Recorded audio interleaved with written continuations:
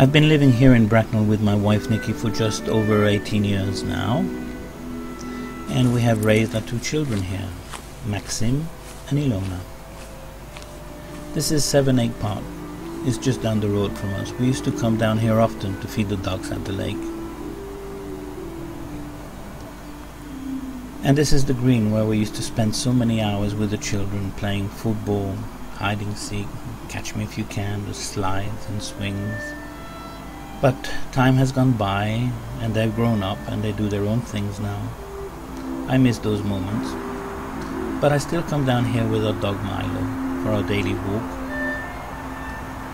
And during this time I have plenty of time to think, and I think a lot about the past. And I realize that with time my memory is not getting any better. And before it gets worse or even too late, I have decided to tell you my story. I've got two good reasons to do so. The first reason is to give to the children some reference of who we were, where we came from, what did we do, where we've been, and so forth. And the second reason is to say to our relative who has passed away that I've not forgotten you. And bringing their moments and souvenirs to the screen, I feel in some ways it's like bringing them back to life. But before we head home, let me show you a little bit more about the park.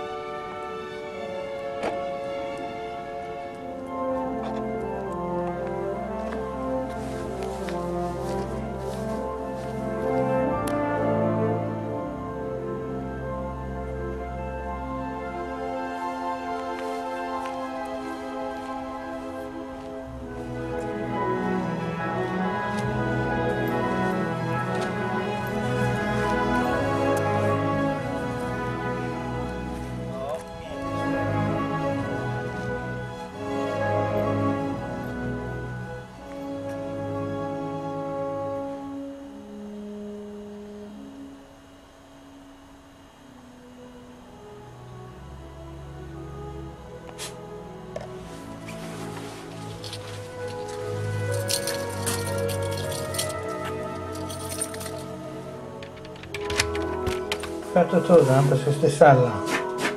Ah, that's a good boy.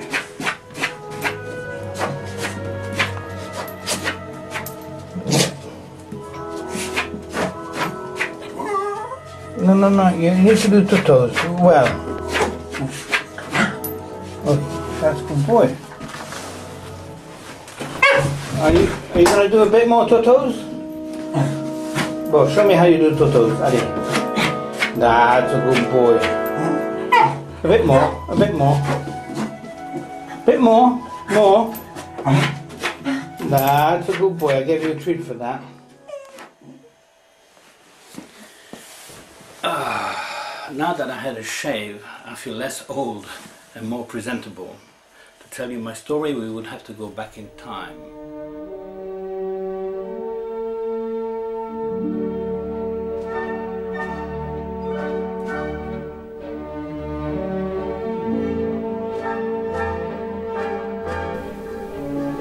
On the 15th of May 1912, that was the year that my father was born, and when Hungary used to look like this, inside its ancient border, and was called the Kingdom of Hungary.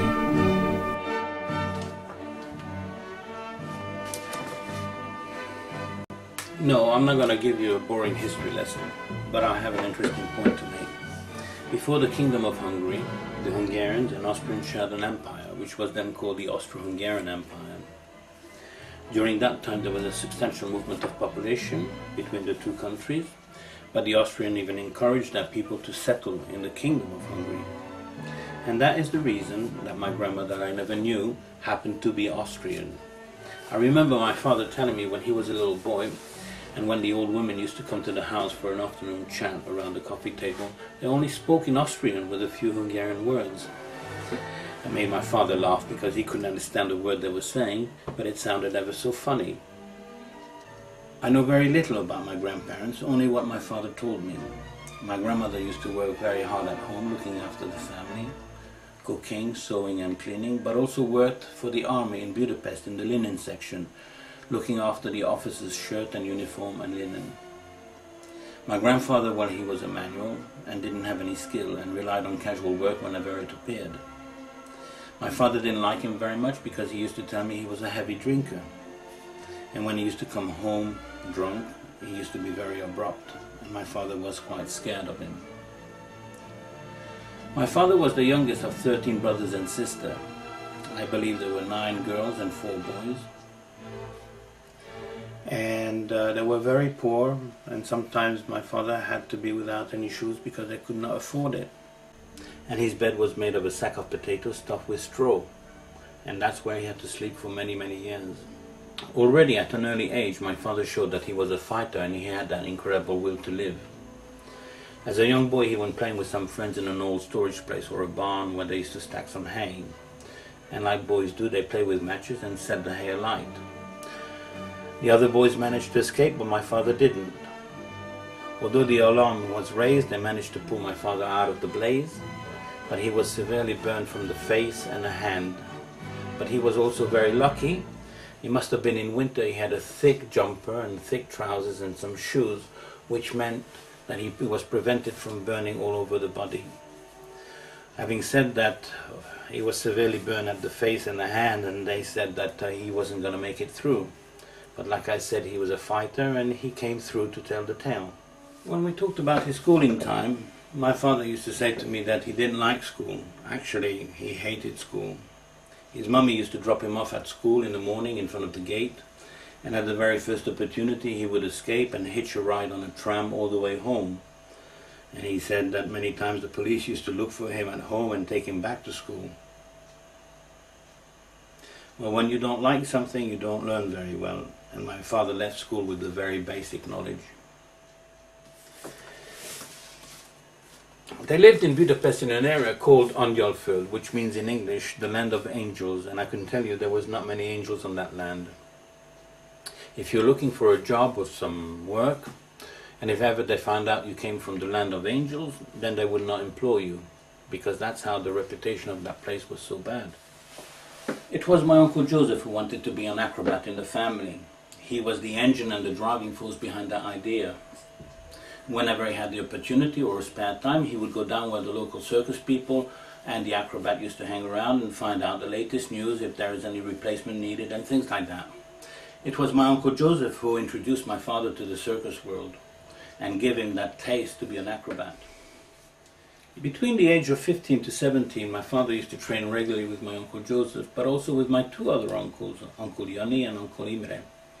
They used to train at the Hyperdrome or sometimes at the Night Circus, Budapest Big Circus, a stone-built circus built next to the Vidam amusement park. That's where they used to meet the other acrobat, and sometimes they used to help each other out, exchange their experience, but also my father learned his tumbling there, which he liked very much. But in the meantime, he found a little job in a shoe shop as a courier boy. He said he was very keen on the job because there were some pretty girls working there. He had a uniform and a bicycle, and his job consisted of delivering messages and shoes or collecting shoes that needed repairing and so forth. But because he couldn't read or write properly, he had to rely on his memory. And he said when they used to ask me to deliver something or collect an item, they used to give me the address, and then I jumped on the bike, and he said 2 minutes later I'd already forgotten where I was supposed to go. Well, that happened quite a few times, and he had to conclude that his memory was just as bad as his writing and reading. And so the job didn't last long, and I suppose he carried on training with Uncle Joseph. I don't know about my Uncle Imre and Uncle Yanni how much they were committed to be an acrobat and working with the circus, because even in those days finding a good contract, continuous work were hard to come by. The well-paid contract and continuous work were reserved for the people with a famous name or the acts that were well in demand. But sometimes they would be lucky and they would find some replacement to work with a small troupe and go on a tour with a small circus around Budapest. But the pay wasn't great, and they all had to keep their main job. And my father said even with their main jobs, it was hard to make ends meet. So they always had to do some extra, like for example in summer they used to do roofing, painting, decorating, removal, all sorts of little jobs that they could lay their hands on. And in winter they used to work at the train station where Uncle Joseph used to work there, and worked in a sawmill where they used to cut wood for fireplace, and they used to load these wagon train with coal and firewood. But because winter was very harsh there, and an accident happened to Uncle Joseph and he cut his 2 fingers with the saw. So yes, Uncle Joseph was a very hard working man. But my father used to say, you know, although we were very poor, when it came the evening and we used to come from work, we all sat at the table, Mummy prepared the dinner and all that, and he said you should have heard the things that were going on about their work, teasing each other, joking, laughing. He said he was really felt so good to be part of the family, and he just sat there and listening, and he said it made his day. Yes, and obviously when he was 18 years old, he was drafted into the army. So he had to do his army for 3 years.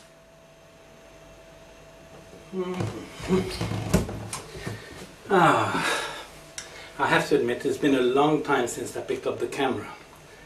I found a photograph, and now I can continue with my story. Without those photographs, a lot of things would have gone missing and forgotten forever. So, let's have a look. It is nice to sit down. My father was drafted in the Regiment of Engineers near Budapest. The pictures that you're about to see are from the 1930s with his mother and during his military service. Okay.